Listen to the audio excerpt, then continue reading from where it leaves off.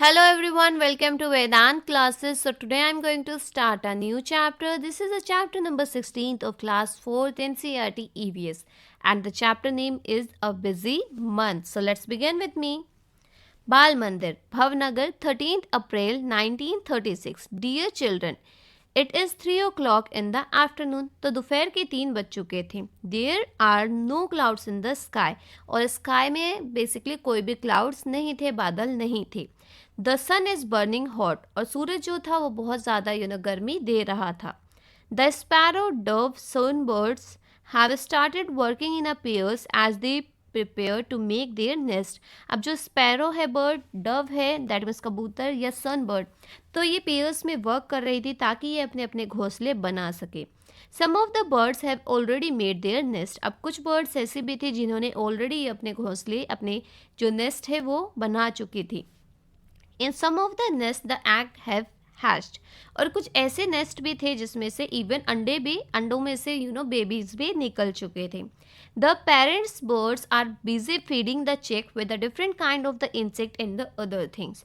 अब जिनमें से उनके बच्चे निकल चुके थे वो जिसमें से बेबी निकल चुके थे वो पेरेंट्स बर्ड्स जो थे वो अपने बच्चों को, अपने चिक्स को खाना खिलाने में व्यस्त थे, बिजी थे. अब उनका खाना बेसिकली इंसेक्ट्स वगैरह ही होते हैं. In our courtyard also there is a baby Dove.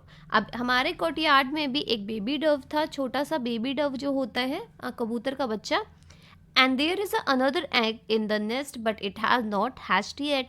और घोंसले के अंदर, नेस्ट के अंदर एक और एग था बट वो अभी तक टूटा नहीं था, मतलब उसमें से बच्चा नहीं निकला था.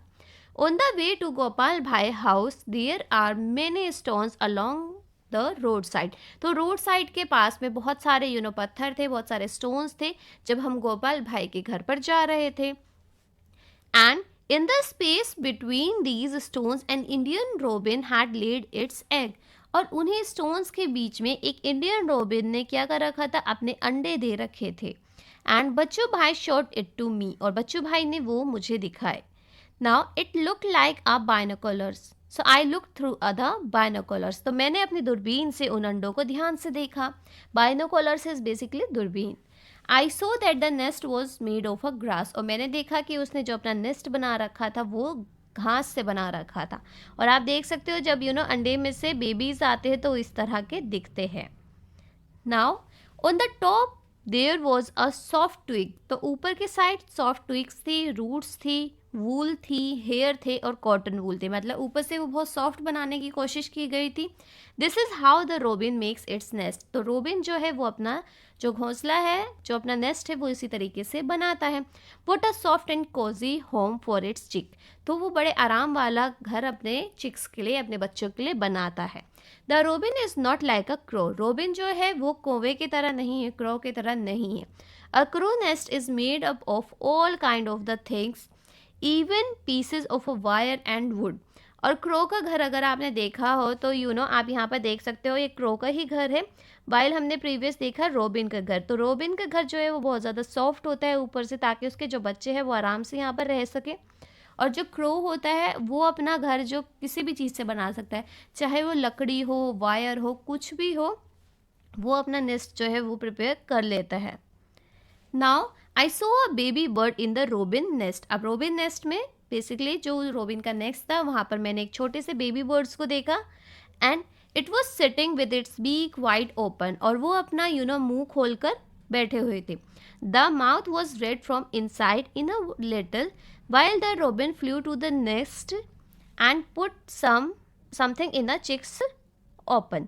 तो उनका मुंह जो था वो अंदर से थोड़ा रेड कलर का था जब उन्हें पास से देखा गया.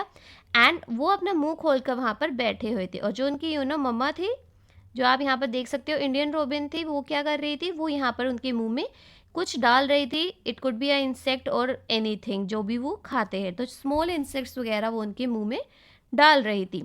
Bye then it was the evening. और इतने में ही उनको शाम हो गई. The robin settle down with its chick. और फिर रोबिन जो है वो कहीं पर भी उड़ी नहीं, वो अपने बच्चों के साथ वहीं पर शाम के टाइम पर सेटल हो गई. Now you know that the koel sings sweetly, तो हमें पता है कि जो कोयल होती है वो बहुत ही प्यारा गाती है. Do you know that this bird does not make its own nest, क्या आप ये जानते हैं कि कोयल अपना घोंसला खुद नहीं बनाती है, वो अपना नेस्ट बनाती ही नहीं है. It Lay's it's egg in a crow nest, बल्कि ये अपने जो अंडे होते हैं वो कौवे के नेस्ट में देकर चली जाती है. The crow hatches them along with its own egg, और जो क्रो होता है वो एक्चुअल में वो पता ही नहीं कर पाता कि वो उसके अंडे हैं या फिर वो कोयल के अंडे हैं. और वो जब हैच होते हैं, दैट मीन्स उसमें से जब बेबी निकलता है, एट दैट टाइम उनको पता चलता है कि अच्छा कि ये कोयल के बच्चे थे या फिर ये क्रो के बेबी थे. Now there was a small tree nearby, अब पास में ही एक छोटा सा पेड़ था. It has a nest hanging from its branch, और वहाँ पर उस ब्रांच पे से एक जो नेस्ट है वो टंग रहा था.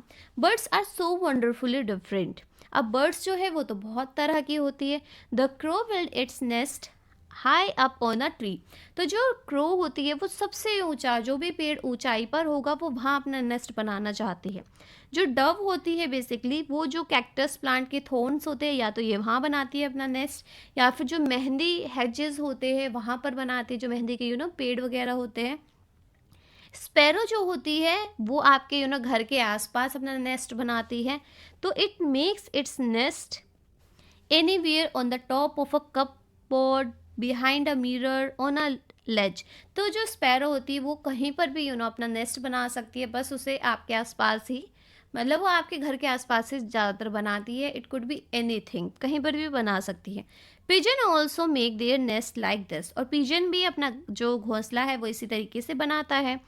Often they make nest in a old and the deserted buildings, but जो पिजन होते हैं बेसिकली वो क्या करते हैं, वो अपना जो नेस्ट है वो ज़्यादातर ऐसे एरिया में बनाते हैं जो बहुत ही टाइम से खाली पड़ी हो बिल्डिंग, या फिर बहुत ही पुराने बिल्डिंग्स हो.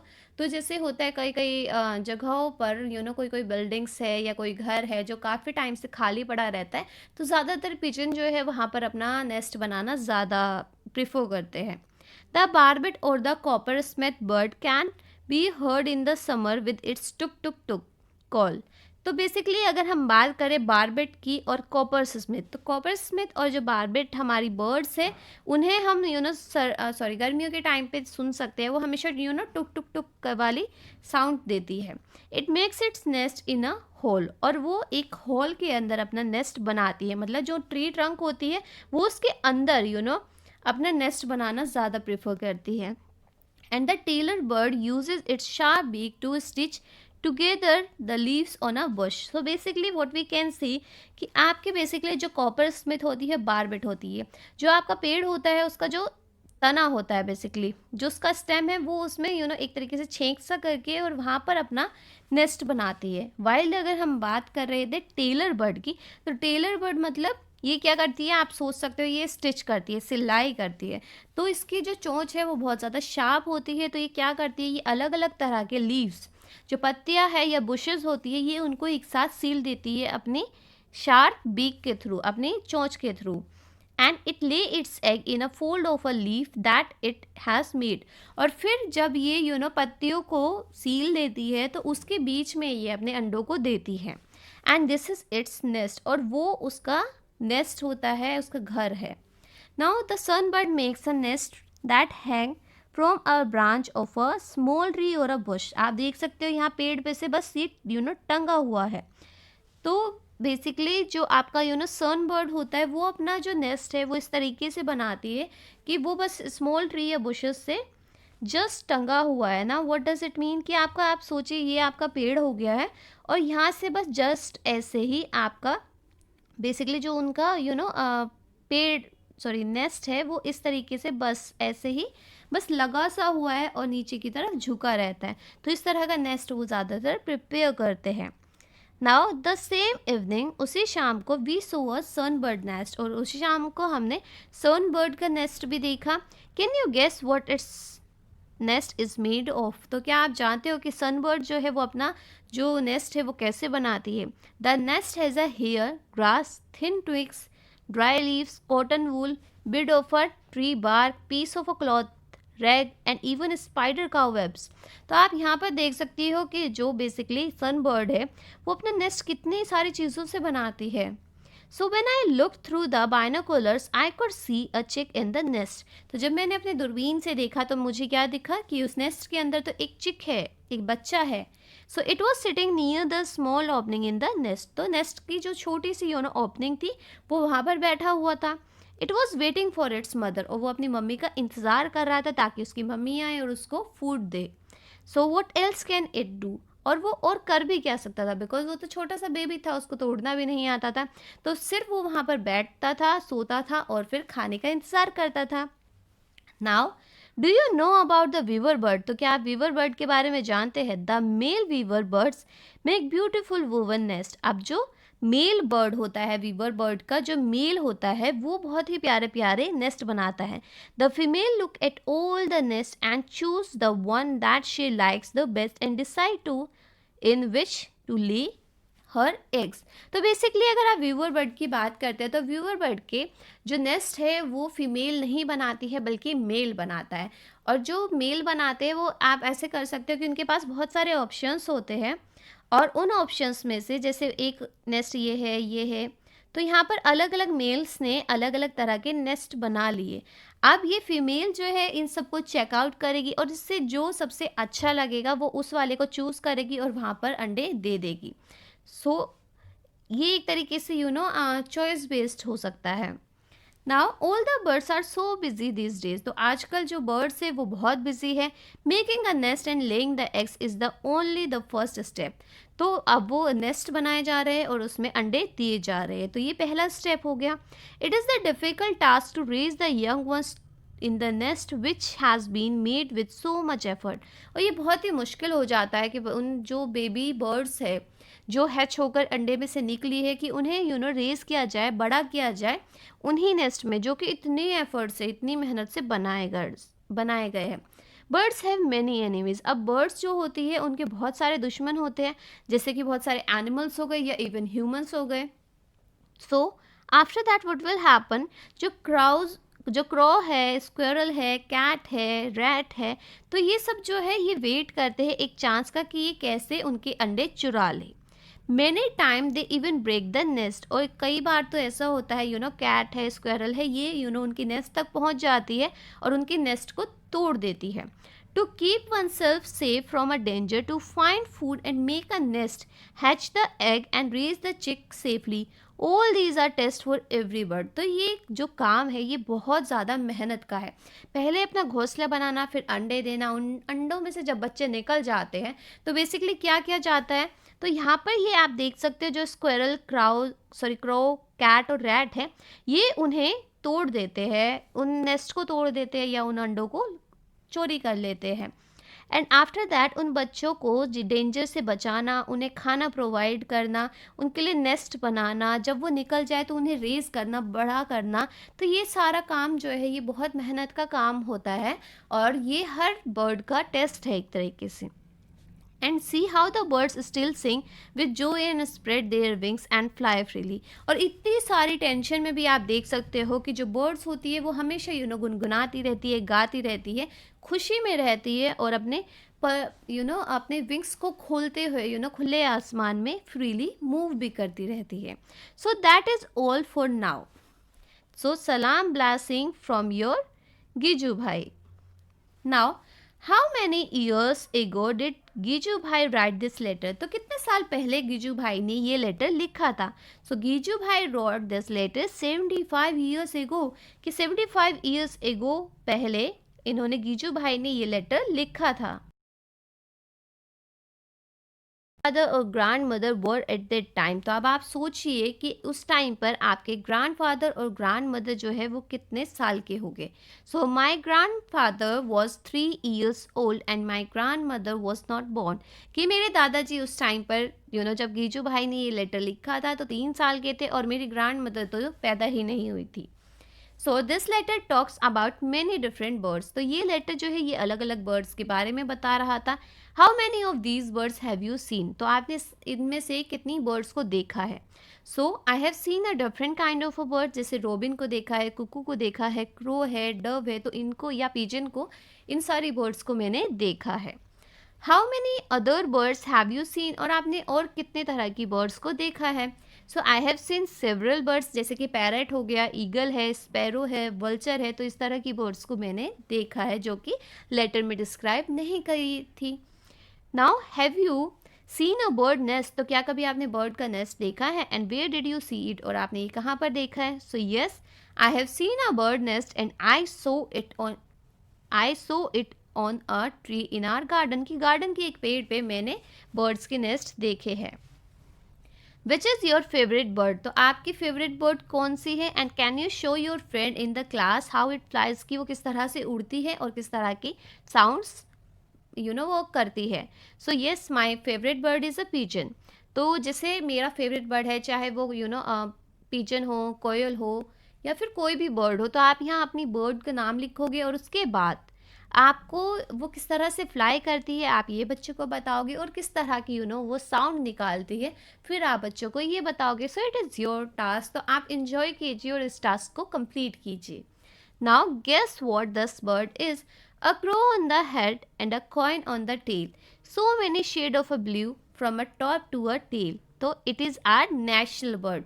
तो हमारा नेशनल बर्ड कौन है. It is a peacock. तो ये पिकॉक के बारे में दिया हुआ है कि क्राउन होता है उसके हेड पर और कॉइन होता है उसके टेल पर, और इतने शेड्स है ब्लू के टॉप से लेकर टेल तक. तो अगर आपने पिकॉक देखा हो तो आपने देखा होगा कि वो कितना ब्यूटीफुली है. तो उसको नेचर ने कितना ब्यूटीफुली डिज़ाइन किया है, तो वो बहुत ज़्यादा प्यारा लगता है जब वो अपने पंखों को खोलता है. So it is our peacock, the bird is peacock. Do you know of any other bird that make its nest in a tree trunk like the barbet does? तो क्या आप किसी ऐसे बर्ड को जानते हो जो कि बारबेट की तरह ही ट्री ट्रंक में अपना नेस्ट बनाती है. So yes, would picker.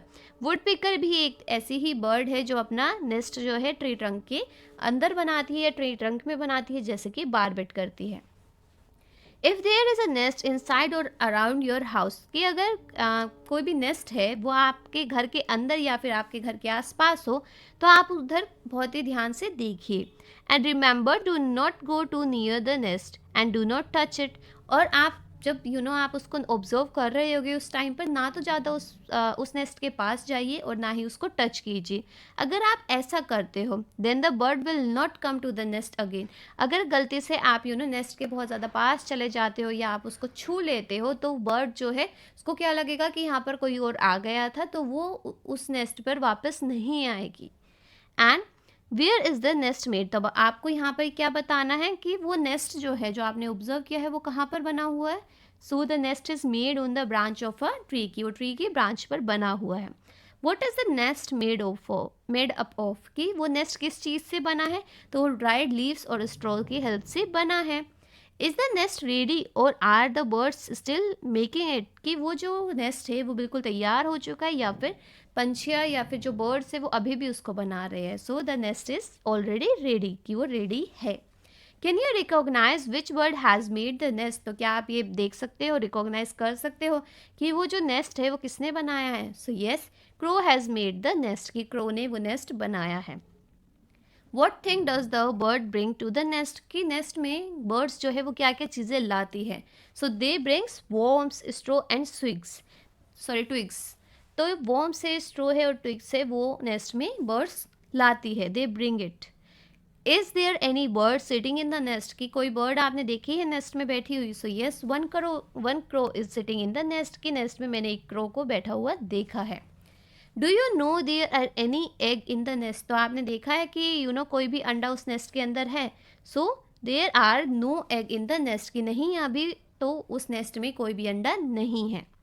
Can you hear any sound like चींची फ्रॉम द नेस्ट, क्या आपको नेस्ट में से कोई भी चींची की आवाज़ आ रही है. So yes, I can hear a sound like चींची फ्रॉम द नेस्ट, कि मुझे नेस्ट में से चींची की आवाज़ आती है. Is there are chicks in the nest, तो चिक्स है नेस्ट के अंदर. And would do the parents birds bring for them to eat. So if there are chicks in the nest, parents birds bring grains and insect from them to eat. तो अगर in case nest के अंदर chicks है, मतलब बच्चे हैं, तो parents bird क्या करेगी, वहाँ पर ग्रेन्स और इंसेक्ट्स लाएगी ताकि वो अपने चिक्स को दे सके और वो खा ले. Now how many time in 1 hour do the birds come to the nest, कि अगले पिछले एक घंटे के अंदर कितनी बार आती है एक बर्ड नेस्ट के पास. So the bird come to the next 2 to 3 times in a 1 hour, कि एक घंटे में 2 से 3 बार वो अपने नेस्ट के आसपास आ जाती है.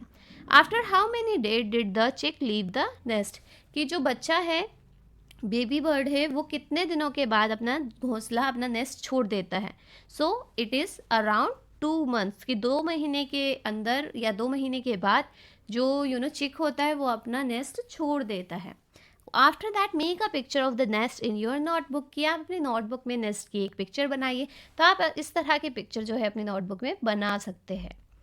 Now you have seen how birds uses many different things to make their nest, तो आपने देखा है कि जो बर्ड्स है वो बहुत ही अलग अलग तरह की चीज़ों से अपना नेस्ट बनाती है. Use some of these things and make a nest, तो अब आपको क्या करना है, आपको अलग अलग चीज़ें लेनी है और एक नेस्ट प्रिपेयर करना है. Make a small paper bird to put it in the your nest, और उसके बाद आप एक छोटे से पेपर से एक बर्ड बना सकते हो और उसके नेस्ट में रख सकते हो. तो ये आपका एक क्रिएटिविटी वर्क है. आप पेपर की हेल्प से करो या फिर आप कॉटन की हेल्प से करो. आपको एक क्या करना है, आपको एक नेस्ट बनाना है और वहाँ पर आपको एक बर्ड पेपर से बना देनी है. तो आपको एक तरीके से ये आपका क्रिएटिविटी टास्क है, तो आपको ये अपने घर पर करना है.